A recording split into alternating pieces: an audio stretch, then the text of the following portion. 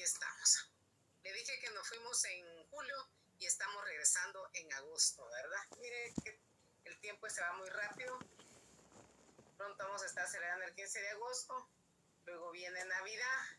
Cuando siente usted se acabó el curso y usted ya pasó a otro semestre más. Desde que hoy tenemos la clase número 4. Y en esta clase número 4, según hemos ido avanzando, vamos a conocer lo que es, ¿se acuerda que damos lo que era el comerciante social? Ese es el que tenemos para el día de hoy. Bueno, entonces, para los que son nuevos, ahí está su código y esto es el tema que tenemos para el día de hoy. Tenemos lo que es la asociación y la sociedad, porque en la asociación ya estamos hablando, ¿verdad?, de lo civil, y la sociedad ya es el comerciante social. Vamos a ver esas empresas mercantiles y esa sociedad mercantil, las diferencias y una similitud que puede haber comerciantes y empresas y comerciantes y sociedad mercantil. Bueno, empezamos. Sociedad civil. La sociedad civil es algo que hemos aprendido, algo que hemos oído, y veíamos la semana pasada que se armó allí un poquito una polémica, ¿verdad? Que a veces no, pues a veces nos confundimos o nosotros no sabemos explicar.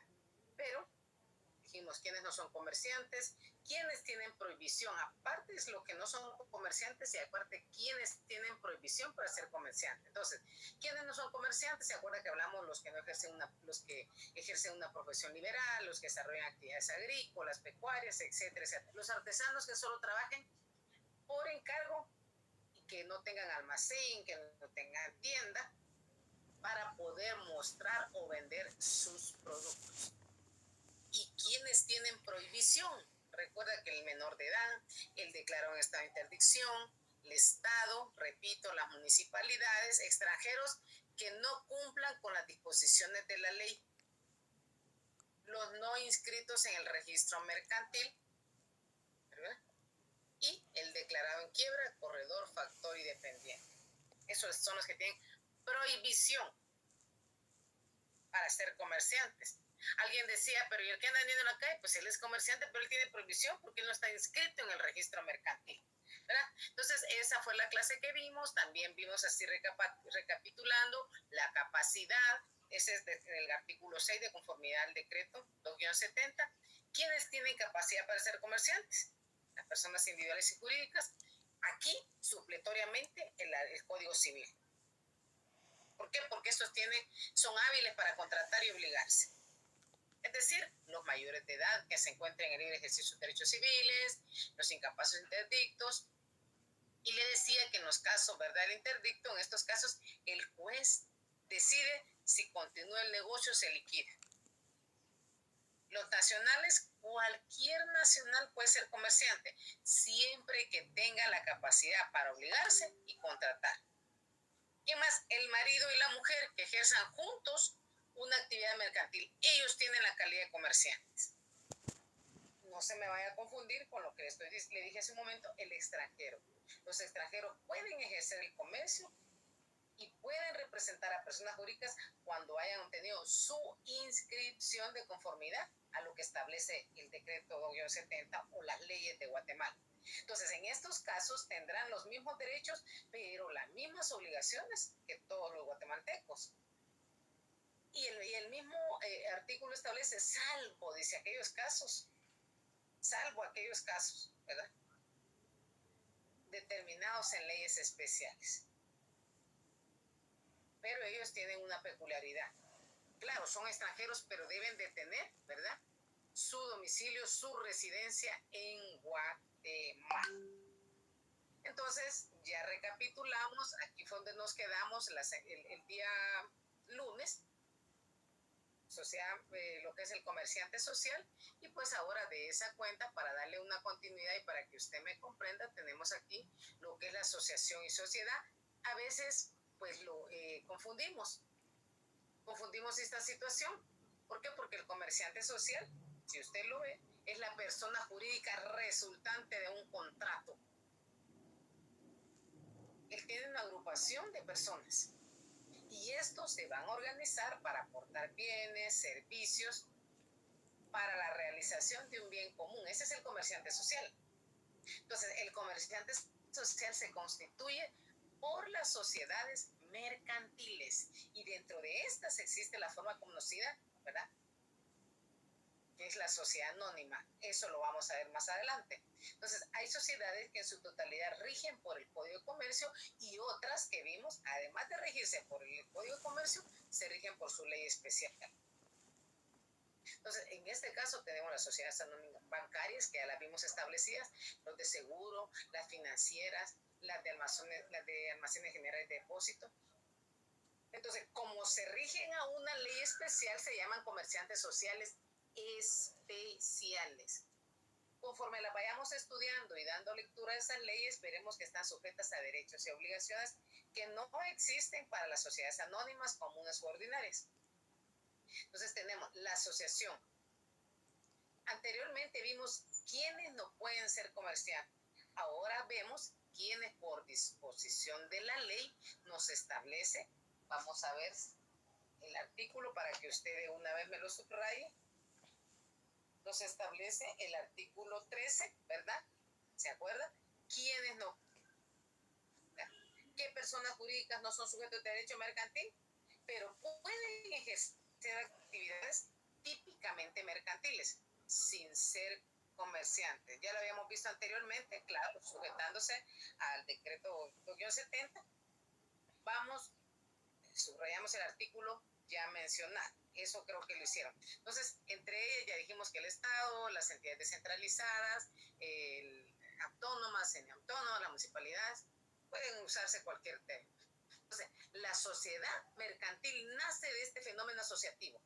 ¿Por qué? Porque surge de la necesidad que tiene el sujeto, la persona, de asociar capacidad económica, intelecto. Este intelecto vale mucho con el fin de que ese esfuerzo, bienes, aporte dinerario, intelecto, se pueda desarrollar una actividad industrial de intermediación, de prestación de servicios, ante esa posibilidad de llevar a cabo una explotación económica, porque de eso se trata. Entonces, suelen usarse asociación y sociedad, artículo 15 del Código Civil, del 206, comúnmente se usan como sinónimo los términos. Sin embargo, decimos que la asociación es el género y la sociedad es la especie. Entonces, aquí tenemos nosotros, ¿verdad?, algunas situaciones que marcan esa diferencia. Esa diferencia, para que a usted le quede así más resumida, de conformidad, ¿verdad?, al orden jurídico, encontramos esa diferencia. Claro, yo le doy una general, ¿verdad? Yo le estoy dando a usted una general, que le estoy diciendo que la asociación es el género y la sociedad es la especie. Suelen usarse los términos asociación y sociedad como sinónimos.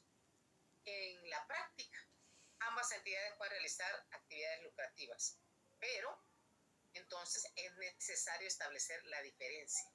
Tanto la sociedad como la asociación son manifestaciones de un mismo fenómeno asociativo. Pero fíjese bien, la trama orgánica es diferente. La diferencia es de género a especie, como le dije anteriormente. Entonces, por eso es que la asociación es el género y la sociedad la especie. Desde el punto de vista contractual, la sociedad va a crear un vínculo, sociedad, no asociación. La sociedad crea un vínculo que afecta a los socios, compromete a los socios entre sí, ¿verdad?, y lo va a equiparar cualitativamente, mientras que la asociación sí crea un vínculo, pero entre los asociados y la asociación.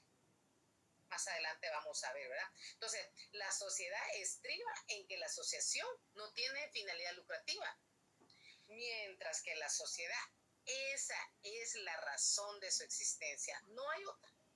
La sociedad esa es su razón, el lucro.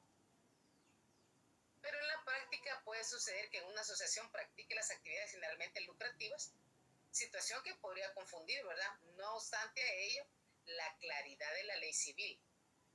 Para orientarnos en este problema, vamos a afirmar lo siguiente. Entonces tenemos aquí la diferencia estriba en lo siguiente: cuando una sociedad lucra, después de deducir los gastos de las operaciones sociales y cubrir las reservas de utilidades, el remanente de la ganancia repartido entre los socios en forma de dividendos. Aquí estamos ante una.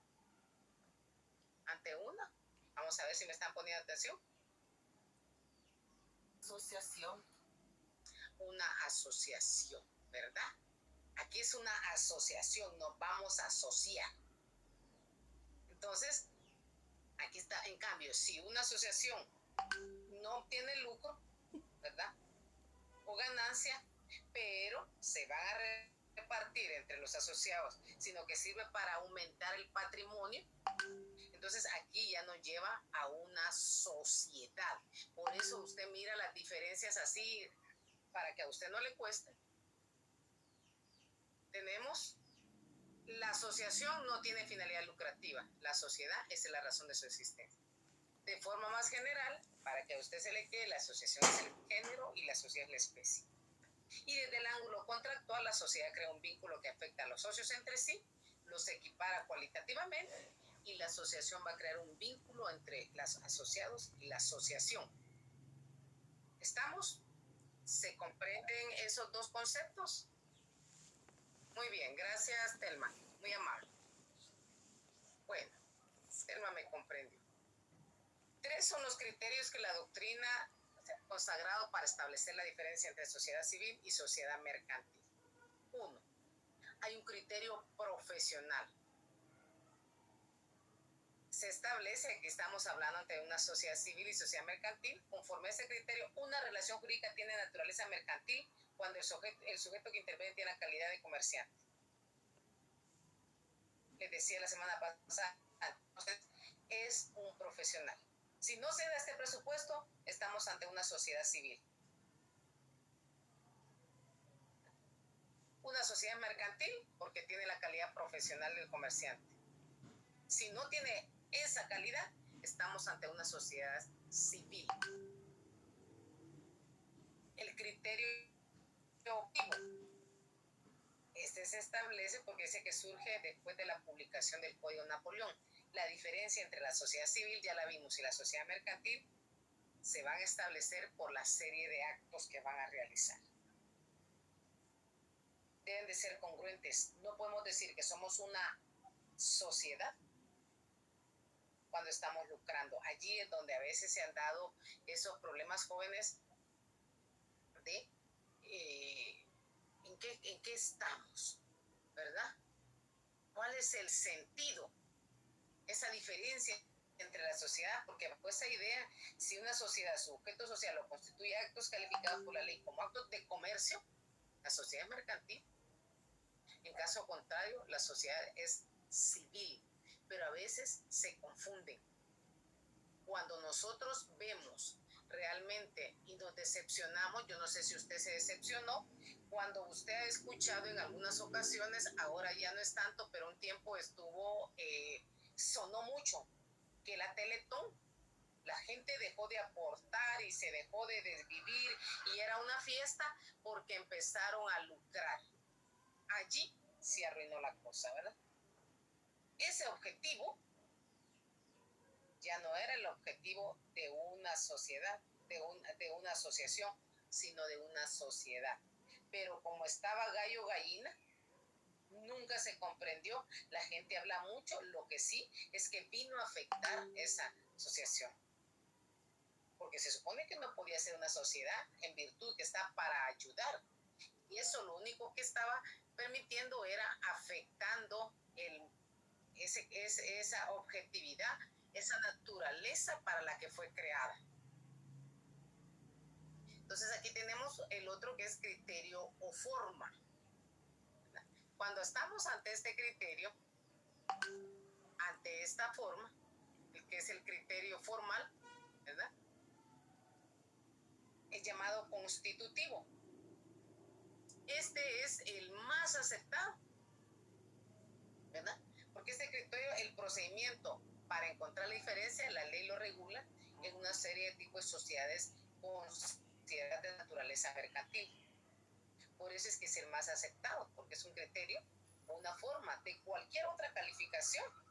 Si en el contexto de este instrumento público se adopta una de las formas establecidas en el Código de Comercio, que la sociedad es mercantil.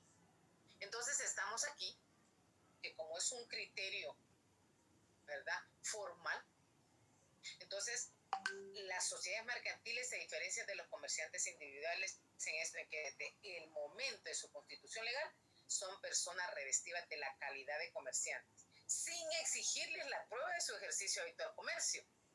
Lo que decía el compañero, bueno, y el que anda en la calle gritando aguacates, limones, es comerciante, pero es un criterio formal, porque es llamado constitutivo, es el más aceptado por las legislaciones modernas y por el Código de Comercio guatemalteco. La ley mercantil establece una serie de tipos de sociedades consideradas de naturaleza mercantil. Ya la vimos en el artículo 10, la vamos a estudiar después. Fuera de cualquier otra calificación o circunstancia especial, cuando se celebra el contrato de sociedad, si en el contexto de instrumento público se adopta una de las formas establecidas en el Código de Comercio, la sociedad es mercantil. De lo contrario, va a ser civil. O sea, es la forma de la Constitución. En otras palabras, hay que buscar la diferencia en la Constitución de la sociedad, ¿verdad? Si es conforme al Código de Comercio o al Código Civil.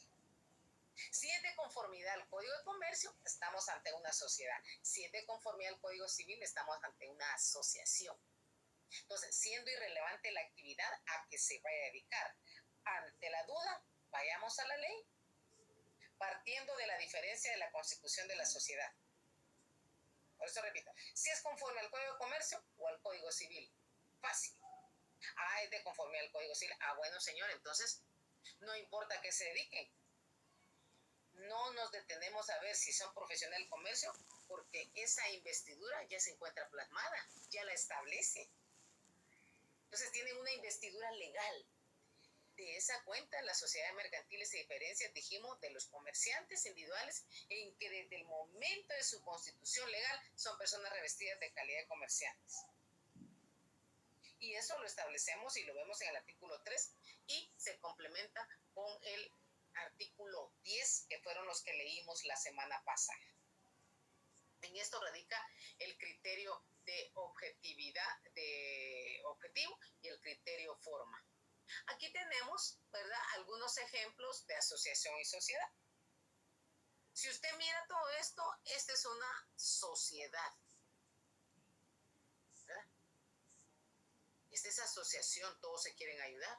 Las asociaciones benéficas, esa es una asociación. La cooperativa, le decía anteriormente, ¿qué es lo que establece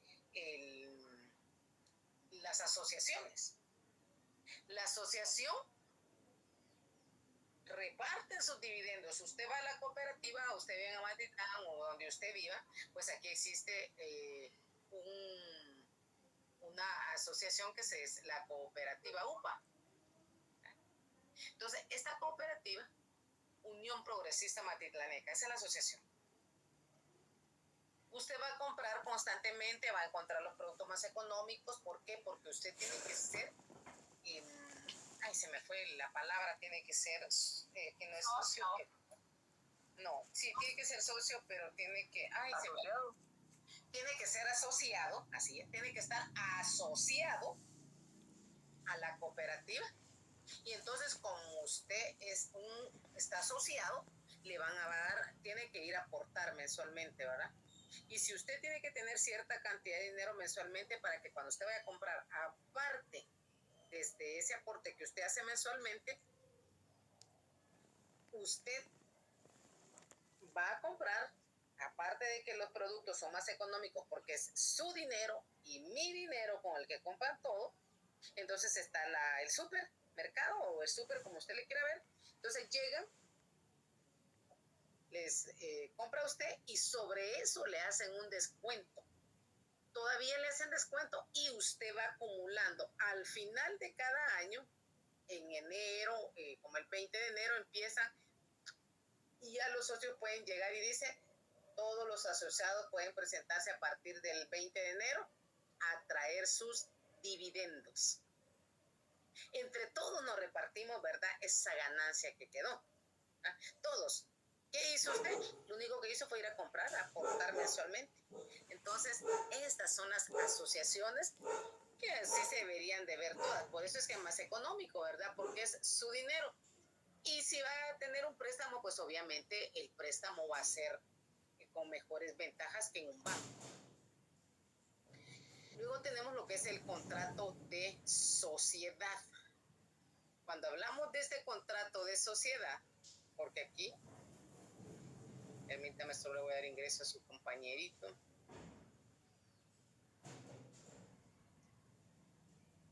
Ahí estamos.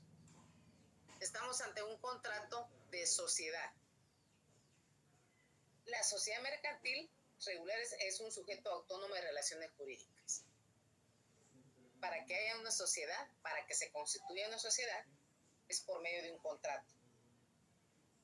Tiene que existir formalmente, debe de inscribirse, y para que se inscriba debe estar en un contrato. Tiene que tener una denominación, eso lo vamos a ver más adelante, ahorita solo estamos viendo lo general. Tiene que tener un fondo social, ¿verdad? Entonces, tenemos esta sociedad, tiene que tener todos este contrato tiene que reunir cada una de esas particularidades que lo hacen, o que la hacen, ¿verdad? Diferente. Que lo hacen diferente porque ya vimos, si vamos ante si nos vamos al Código de Comercio y ahí está establecido, bueno, entonces vamos a estar frente a una sociedad. Si no, vamos a estar frente a una asociación. Pero para efectos del curso solo vimos esas diferencias, entonces ahora vamos a ver realmente cuál es la razón de una sociedad. Y entonces tenemos en este caso que hablamos hace un momento y que tenemos a la vista el contrato de sociedad. Aquí se reparten pérdidas y beneficios. Eso está establecido. Hagamos una sociedad, ustedes. Bueno, eso sí, nos vamos a repartir pérdidas y ganancias. ¿Cuáles son las características del contrato de sociedad? Es consensual. Hay un consenso. ¿Estás de acuerdo en que podemos perder? Sí. Ok, vamos. ¿Por qué es plurilateral? Porque no puede ser solo uno. Es principal porque no depende de nadie para que se pueda llevar a cabo. De cajón, mercantil, es oneroso. Es absoluto. ¿Sí? Es de tracto sucesivo porque, ¿verdad? Conforme el tiempo, ¿verdad? Que vaya avanzando. Nosotros vemos aquí, cuando hablamos de ese tracto sucesivo, estamos viendo que de conformidad, ¿verdad? De conformidad. Va avanzando, hay un encadenamiento de esas transmisiones, de esos derechos. De tal manera que es indispensable. Es indispensable el tracto sucesivo, como tiene un carácter meramente formal. Entonces, conforme avanza el tiempo, así se va determinando, máxime en lo registral, porque como hay un encadenamiento de las sucesivas transmisiones del dominio que se van dando, entonces van teniendo secuencia una tras otra. Entonces vemos la importancia, debe de existir en la sociedad, si no, eso no le va a funcionar, eso no funciona. Y luego tenemos el siguiente, que es solemne. ¿Por qué solemne? Porque es a través de escritura pública. Los elementos personales del contrato social. Ante ello, tenemos cuáles son esos elementos. Los socios, ¿verdad? Si no hay socios, pues no sirve de nada. El elemento personal de la sociedad lo constituye la persona individual llamado socio. Esta figura es importantísima aquí. Aquí usted tiene que tener, ¿verdad?, el conocimiento, ya sea como un socio, como un asesor, como lo que a usted le parezca, pero va a tener usted, ¿verdad?, que saber quién es el socio, que es elemento personal. El elemento personal lo constituye el socio. En las diversas legislaciones que usted pueda leer o que haya escuchado, pues aquí le decíamos hace un momento que se exige la pluralidad. La pluralidad, más de dos ya es multitud, dice la gente. ¿Por qué? Porque conforme esa pluralidad de personas para formar la sociedad, no puede ser una sociedad unipersonal, si no, no va a ser sociedad. ¿Por qué? Porque la razón que el capital social no puede concentrarse en un solo socio. No le permite ese concepto legal de sociedad. Por eso exige la pluralidad de socios. Aparte de ello, la concentración del capital en un socio ya es causa de disolución de la sociedad. Véalo en el artículo 137 del inciso del Código de Comercio. Entonces, pertenecer a una sociedad, la persona individual, la calidad de socio, condición de socio, esta condición es de naturaleza jurídica compleja. ¿Por qué? Consiste en ese entrelazamiento, mire, que va uno tras otro de derechos y obligaciones personales, de crédito. Entonces, es una situación compleja, o mejor dicho, un complejo de situaciones conexas. Su relevancia hace que el derecho unifique situaciones, haciendo depender una de otra, ¿verdad? Entonces, aquí estamos las personales, que son los elementos personales del contrato, el nombre, hay que buscar el nombre, la nacionalidad, el domicilio de los socios, la sociedad, la razón social. ¿Cómo le vamos a poner? El zapato loco, pongámosle el zapato loco. El domicilio, ¿dónde va a estar su domicilio? El tiempo para su creación y cuál es el fin de la creación de esa sociedad. Elementos reales, capital, reserva y aportaciones, o sea, dinero. Elementos funcionales, sistema de administración y nombramiento de administradores, sistema de liquidación y nombramiento de liquidadores, distribución de utilidad y caso de disolución. Vaya, mija. Entonces, ¿cuáles son las obligaciones del socio? Cada socio tiene la obligación de aportar a la sociedad el trabajo o el capital que sea obligado en la escritura social. En la escritura constitutiva se va a establecer si es un aporte capital, si es intelecto, si son bienes, hay que establecer. Esas son las obligaciones del socio. Pero usted sabe que en una situación contractual hay derechos y hay obligaciones. Y entre esas obligaciones, pues ya vimos que tenemos el aporte de industria y el aporte de capital. Pero derechos del contenido patrimonial. Esto va a facultar al socio para exigirle a la sociedad una prestación que aumente su capital particular. Usted no va a decir, me voy a meter de socio y voy a arreglar mi dinero. No, señor. Así no es. Entonces, le diría a su familia, ¿para qué te vas a meter si solo vas a perder? No. Aquí definitivamente tenemos que tener por sentado que su patrimonio va a crecer. Su patrimonio. Obviamente, ¿con qué? Con su trabajo. Por eso es que cada socio tiene la obligación de aportar a la sociedad del trabajo el capital a que se haya obligado. ¿Dónde? En la escritura social, que puede concretarse en dar su fuerza de trabajo en provecho de la sociedad, o bien la entrega de bienes de capital. Entonces, los socios están en la sociedad en posición relativa de igualdad de deberes. Por consiguiente, de derechos de los que se deriva la pretensión del socio, la igualdad del trato, el respeto ante los demás, y aun cuando en este principio tiene algunas excepciones, en ningún caso estas podrán excluir a uno o varios socios de la participación en las utilidades. Lo siento, ahí sí no puede. Entonces, la naturaleza del aporte determina la calidad de socio. El que aporta trabajo es un socio industrial. ¿Qué consiste? En el trabajo que realiza para que la sociedad pueda cumplir con el objeto para el cual fue creada. ¿Para qué fue creada? Yo voy a aportar el trabajo. Si incumple o incurre en mora con respecto a, pues, a la que se obligó, va a responder de los daños y perjuicios que cause la sociedad. No se le puede obligar a que trabaje para la misma, es voluntario. Entonces, la capacidad de trabajo es el importante para la efectividad del aporte del socio. Usted ya no quiere trabajar, usted se comprometió, contrate a alguien y póngalo aquí. Mire, yo ya no puedo, yo ya no quiero, yo ya me cansé, yo quiero descansar, solo quiero que lleguen las ganas, pero aquí le voy a pagar a X persona, mire, de mi confianza. Yo lo voy a mandar. Entonces, la obligación del socio industrial es de hacer. No puede desempeñar su labor si no es en beneficio de la sociedad y no puede realizar otras funciones.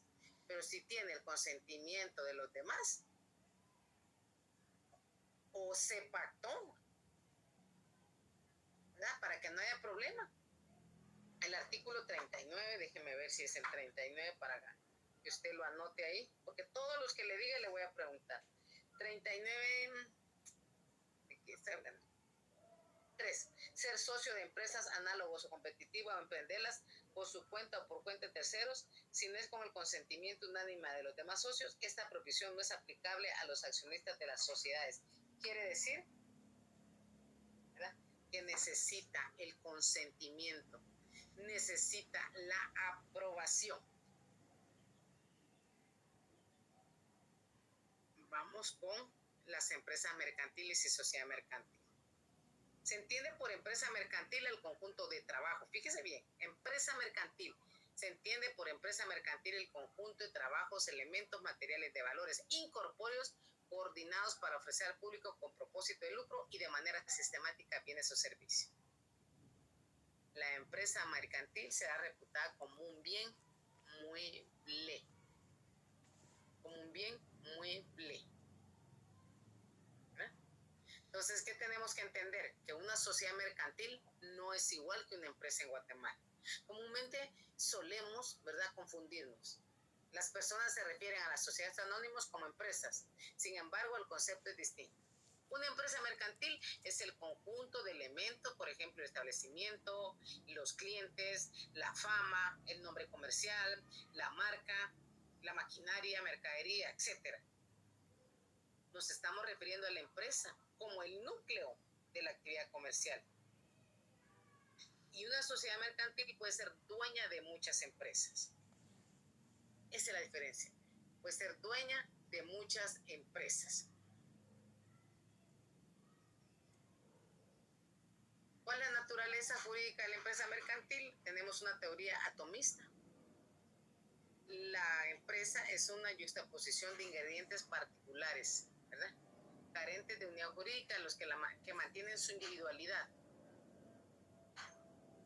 Esa es la teoría atomista, ¿verdad? Y luego tenemos una teoría. ¿Cuál será la otra? Vamos a ver si no se me están durmiendo, que ya no oía a nadie.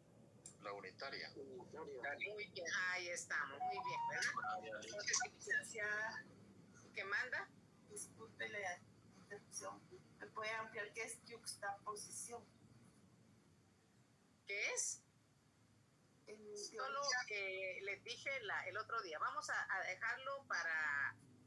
Es que no le comprendí, yo creo que solo bájale un poquito de volumen porque les había dicho, ¿verdad que? Dígame, mija, para contestarle una vez. Perdón, al final, licenciada. No, ahorita ya paramos, ¿verdad? Sí, pero siempre les había dicho que anoten y al final, pero dígame. Sí, es que como explicó teoría atomista, me estoy dudando, dice yuxtaposición. La palabra yuxtaposición se refiere a la adición, o sea, una asociación de dos términos. De dos términos o elementos que lo van a conformar. ¿Sí? De tal manera que van a ser uno solo. Por eso cuando usted mira aquí la palabra, le voy a leer, según la teoría de la empresa es una yuxtaposición, o sea, van de la mano. Es un conjunto. Para que me comprenda tal vez así un poquito más práctico. Dice que es una yuxtaposición de ingredientes particulares. ¿Y qué es la yuxtaposición? Nos referimos en general a la adición, a la asociación, al conjunto, al enlace de los elementos. ¿Le aclaré o la dejé peor?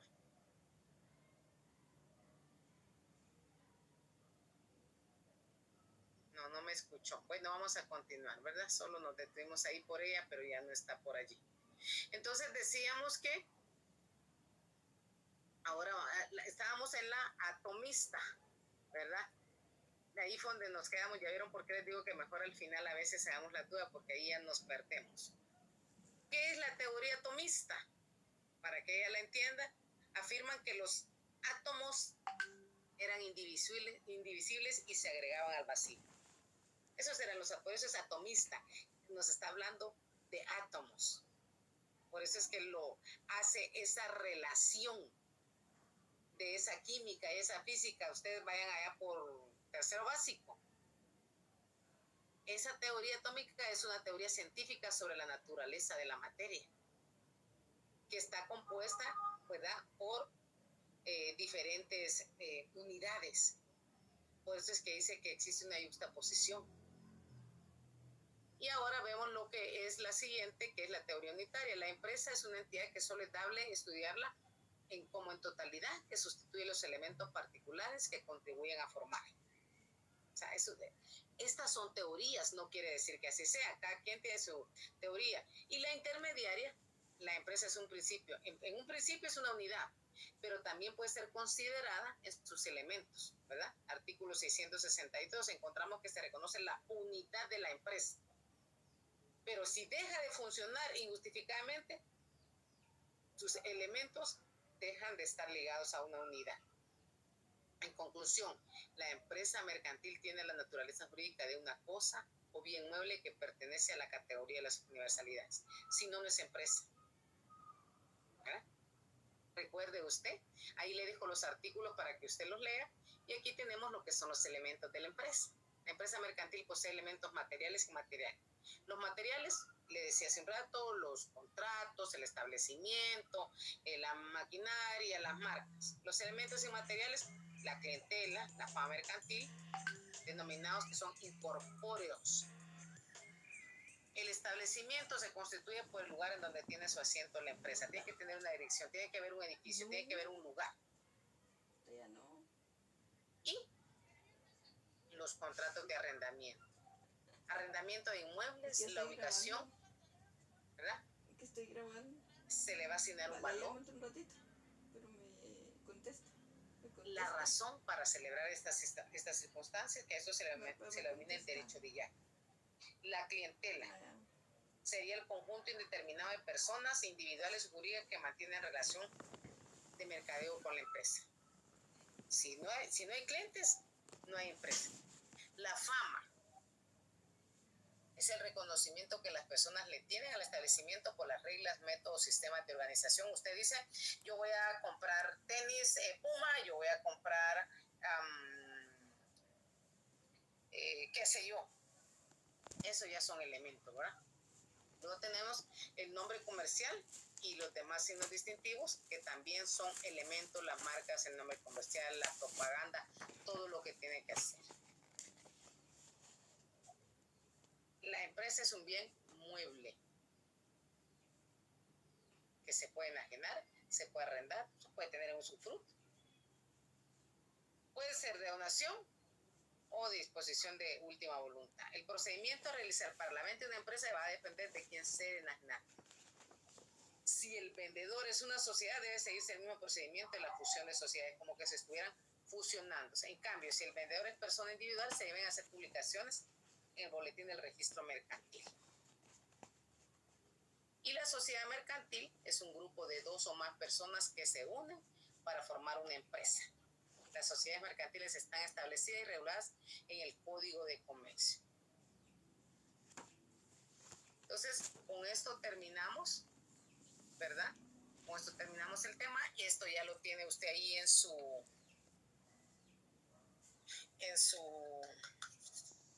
Classroom, en su aula virtual.